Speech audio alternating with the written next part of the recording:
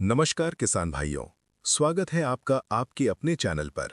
दोस्तों, आज हम गेहूं की खेती के उस पड़ाव पर खड़े हैं जिसे मैं करो या मरो वाली स्टेज कहता हूं। अभी आपकी फसल में बालियां निकल चुकी हैं या कुछ पछेती वैरायटी में निकलना शुरू हो रही हैं।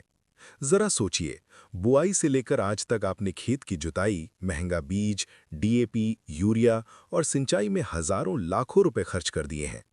लेकिन अगर इस मिल्किंग स्टेज पर आपने एक छोटी सी गलती कर दी, तो वो सारी मेहनत पानी में मिल सकती है। और अगर एक सही फैसला ले लिया, तो पैदावार 15 से 20% तक बढ़ सकती है। आज हम बात करेंगे कि बालियां निकलने के बाद आपको क्या डालना है और क्या बिल्कुल नहीं डालना है। तो चलिए शुरू करते हैं। सबसे पहले एक बहुत बड़ी गलतफहमी दूर कर लेते हैं। आप YouTube पर कई वीडियो देखते होंगे कि ये टॉनिक डाल दो, बाली 1 फीट लंबी हो जाएगी या बाली 2 फीट की हो जाएगी। किसान भाइयों, मैं आपको सच बता दूं, ये असंभव है। बाली की लंबाई कितनी होगी, ये बीज की वैरायटी और अब तक की गई देखरेख पर निर्भर करता था। इस स्टेज पर आकर आप बाली की लंबाई नहीं बढ़ा सकते। जो साइज बन गया वही रहेगा। तो फिर हम क्या कर सकते हैं? हम ये सुनिश्चित कर सकते हैं कि बाली ऊपर से नीचे तक पूरी भरे। अक्सर आपने देखा होगा कि बाली का ऊपरी हिस्सा खाली रह जाता है, जिसे हम पोचापन कहते हैं, या दाने बहुत बारीक, जीरो साइज रह जाते हैं। हमारा लक्ष्य बाली की लंबाई बढ़ाना नहीं, बल्कि दाने का वजन और भराव यानी फिलिंग बढ़ाना है। और इसके लिए सिर्फ एक ही ब्रह्मास्त्र है। इस अवस्था को पहचाने कैसे? जब आप बाली के दाने को उंगली से दबाएंगे तो उसमें से सफेद दूध जैसा लिक्विड निकलेगा। इसे कहते हैं मिल्किंग स्टेज। इस समय पौधे को ना नाइट्रोजन चाहिए ना फॉस्फोरस, उसे चाहिए सिर्फ और सिर्फ पोटाश। अब यहाँ किसान भाई कंफ्यूज होते हैं कि भैया 05234 डालें या 0050। इस कंफ्यूजन को आज ही खत्म कर लीजिए। एक, NPK 05234। इसका छिड़काव तब किया जाता है जब बालियां पेटे में हों, यानी बाहर न निकली हों।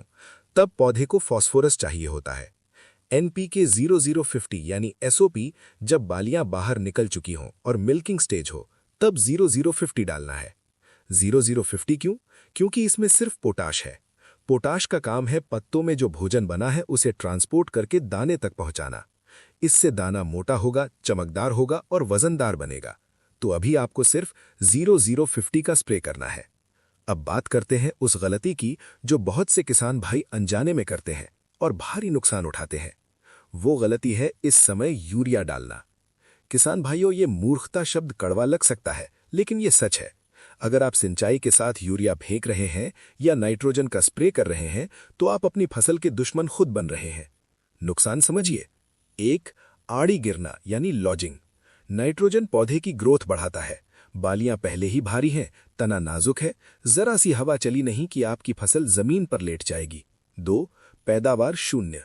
एक बार फसल गिर गई तो उसमें दाना नहीं भरेगा, फंगस लगेगी और हार्वेस्टर से कटाई में भी दिक्कत आएगी। नाइट्रोजन का समय गया। वो पहले, दूसरे या हद से हद तीसरे पानी तक ठीक था। अब पौधे की हाइट नहीं बढ़ानी, अब दाना बढ़ाना है। इसलिए यूरिया को खेत से दूर रखें। अब एक विशेष सलाह है उन किसान भाइयों के लिए जिन्होंने लॉन्ग ड्यूरेशन यानी लंबी अवधि या ज्यादा हाइट वाली वैरायटी लगाई है, जैसे DBW सीरीज की कुछ variety, IH series, GW 322, GW 513 या चपाती वैरायटी जैसे 1544, 1650 आदि। अगर आपको लग रहा है कि मौसम खराब है, हवाएं चल सकती हैं और आपकी फसल की हाइट बहुत ज्यादा हो गई है, तो आप उसे गिरने से बचाने के लिए PGR जैसे लियोसिन यानी क्लोरमिक्वेट क्लोराइड का प्रयोग कर सकते हैं। लेकिन शर्त यह है कि इसका प्रयोग तभी करें जब बालियां बस निकल ही रही हों।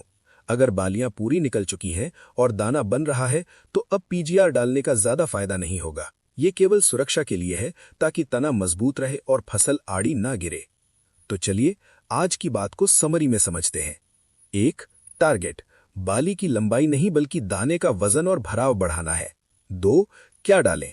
100% बालियां निकलने के बाद सिर्फ NPK 0050 यानी 1 किलोग्राम प्रति एकड़ का स्प्रे करें। इसके साथ आप बोरॉन 20% 100 ग्राम मिला सकते हैं, जिससे पॉलिनेशन और चमक अच्छी होगी। तीन, क्या न डालें? यूरिया या नाइट्रोजन का प्रयोग बिल्कुल बंद कर दें। चार, सावधानी अगर फसल बहुत लंबी है तो सिंचाई के समय मौसम का ध्यान रखें। तेज हवा हो तो पानी रोक दें। इस स्टेज पर आपका मुख्य काम है फसल को गिरने से बचाना और दाने को पूरा भरना। किसान भाइयों, खेती में लागत बहुत हो चुकी है, अब समय मुनाफा कमाने का है। उम्मीद है ये जानकारी आपकी फसल को एक बम्पर पैदावार में बदलने में मदद करेगी। अगर आपको ये जानकारी सही और सटीक लगी हो तो वीडियो को लाइक जरूर करें ताकि ये दूसरे किसानों तक भी पहुंचे। और अगर आप चैनल पर पहली बार आए हैं तो सब्सक्राइब वाला बटन दबाना ना भूलें। मिलते हैं अगली वीडियो में एक नई जानकारी के साथ। तब तक के लिए अपना और अपनी फसल का ख्याल रखें। धन्यवाद। जय जवान, जय किसान।